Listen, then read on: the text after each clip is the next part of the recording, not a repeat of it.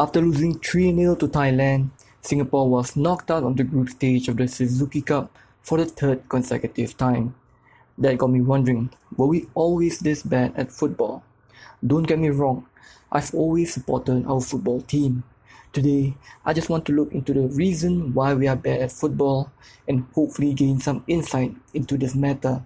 Score 8, a good cross by Nazri, what a goal! Before we begin, let's take a brief look into the history of Singapore football. Singapore had great success in the Malaysia Cup, winning its inaugural year in 1921, before withdrawing from the competition in 1994 after ticketing disputes with the Malaysian FA.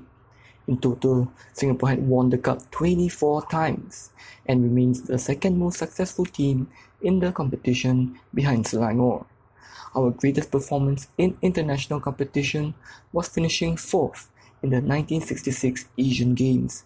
Singapore's highest position in the FIFA World Rankings was 73rd in 1993. Currently in 2019, Singapore sits at 165, well below Japan at 50 and Vietnam at 100. Inspired by the French national team made up of naturalized citizens winning the 1998 World Cup, our then Prime Minister Goh Chok Tong said in his National Day rally, "Maybe if we can change our immigration criteria to bring in top football talent and make them citizens, then one day we too can get into the finals. In fact, we intend to do just this, to bring in sports talent."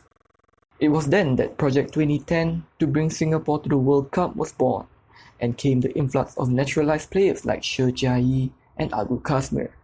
It was an exciting dream, but sadly, it remained just a dream. Not only did Singapore not qualify for the 2010 World Cup, we were winless in the entire of 2017 and had not made it past the group stage of the last 3 Suzuki Cups.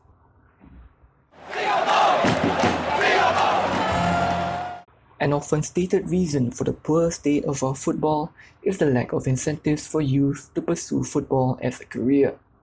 In a country like Singapore, where there is a strong emphasis on education, children are shunned away from football at a young age. We are told to study hard and get a good job. Football should just remain a CCA, a hobby, a pastime. But is there any truth to this? An average Singapore Premier League player, yes, that's what it's called now, earns less than $3,000 a month, whereas national team players can earn up to $8,000.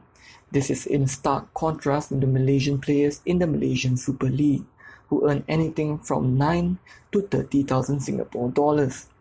Foreign imports, such as Haris Harun, who play for Johor Darul Taksim, can earn 30,000 US dollars per month. Furthermore, most players have to search for new clubs come the end of the season, as they are on short-term contracts, making it a financially unstable career.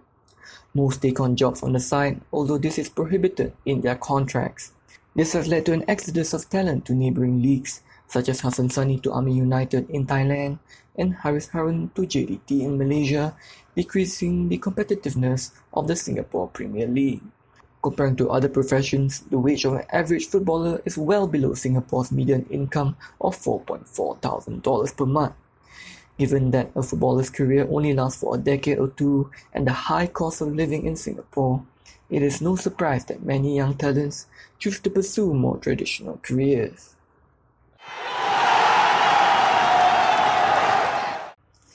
"18 to 20 years of age are vital years for budding footballers, but these are the same years spent serving the nation, pushing back the development of these players by 2 years compared to their international peers.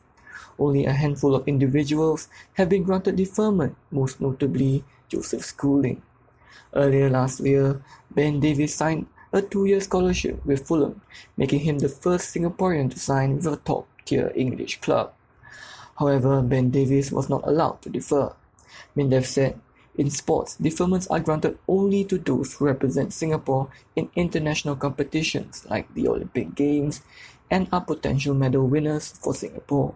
In the last 15 years, only 3 have met this criteria." Looking at South Korea, even one of the best Premier League players, Son Heung-min, was to leave Spurs and be conscripted had he not lead his team to gold in the 2018 Asian Games. So is Singapore right on its strict deferment policy?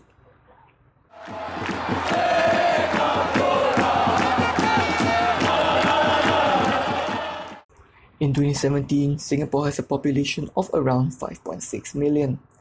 Is our small population to blame for our poor footballing performance? The biggest countries in the world by population, China, India, and the United States, are not the best at football, although they all rank higher than Singapore.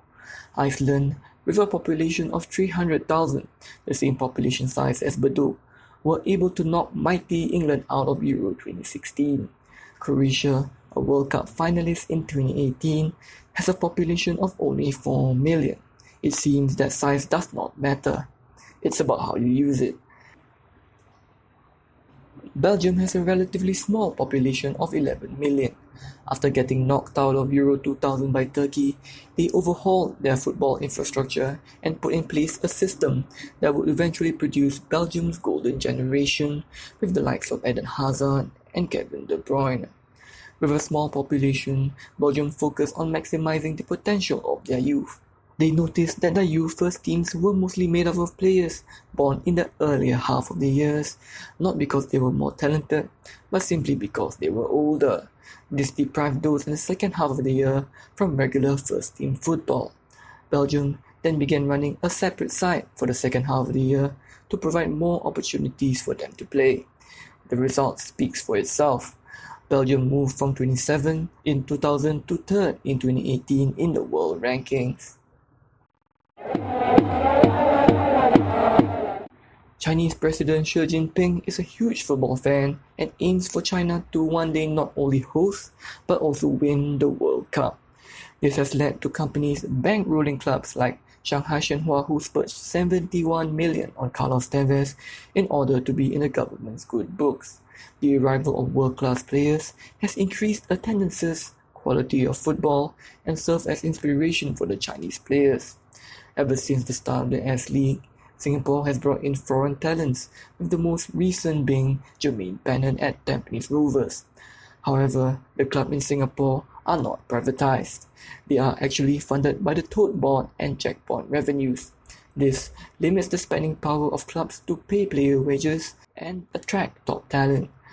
Without financial backing, it is difficult to attract world-class players to our shores and draw the fans back to watch the faltering league. However, without fans in the first place, companies will be reluctant to invest. Herein lies the chicken and egg dilemma. Singapore's obsession with grades, national service, and our small population might be reasons for our lackluster performance in football. There is no easy solution. Privatization of clubs, adding relegation to our league, and rethinking our approach to youth football should be considered. I do not have all the answers, but my goal is to bring awareness to this problem, and maybe together we can help improve the local football scene.